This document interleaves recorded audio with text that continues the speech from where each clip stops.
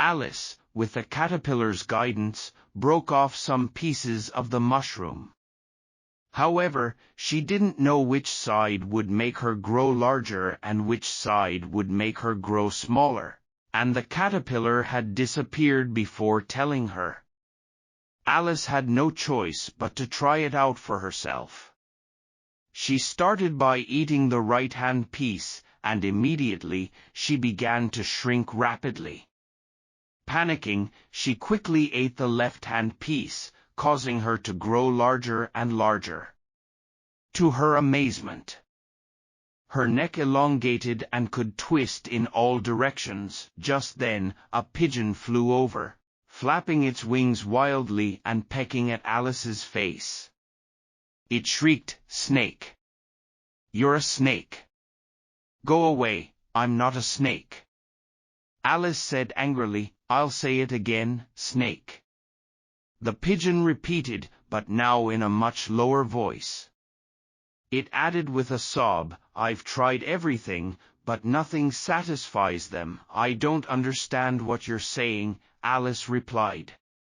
The pigeon continued, seemingly not paying attention to her.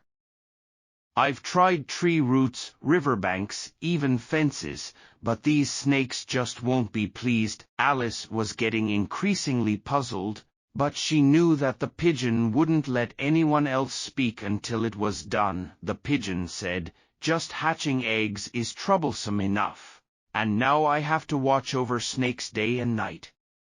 Oh, these past 3 weeks, I haven't closed my eyes once. I sympathize with your lack of peace and quiet due to their disturbance." Alice began to understand its meaning.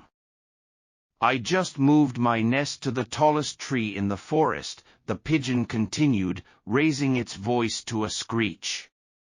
"I thought I'd finally get away from them, but they insist on coming down from the sky in twists and turns, these snakes."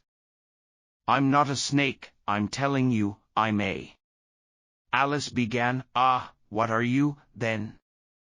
"I can see you're turning yellow," the pigeon said. Alice hesitated and said uncertainly, "I'm a little girl," as she recalled the many changes she had undergone that day. "Humph.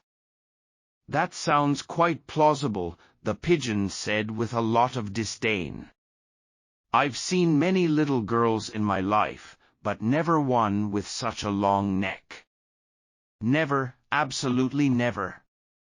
You're a snake, your excuses won't work." "I know you're going to tell me you've never eaten an egg." Alice, who was an honest child, replied, "I have indeed eaten many eggs. You see, little girls need to eat lots of eggs just like snakes." "I don't believe it," the pigeon said. "If they eat eggs, then they're snakes too." This was a completely new concept for Alice, and she was stunned for a few minutes. The pigeon took the opportunity to add, "Anyway, whether you're a girl or a snake, it doesn't matter to me since you're looking for eggs." "I'm not looking for eggs, and even if I were, I wouldn't want yours." "I don't eat raw eggs," Alice retorted. "Humph, then go away," the pigeon said angrily, and it flew back into its nest. Alice continued her journey through the forest. Although her long neck often got caught on branches and forced her to stop and untangle herself. After a while, she remembered the 2 pieces of mushroom in her hand. She nibbled on them carefully, taking a bite from one and then the other. Eventually, she managed to return to her normal height, although it was strange at first.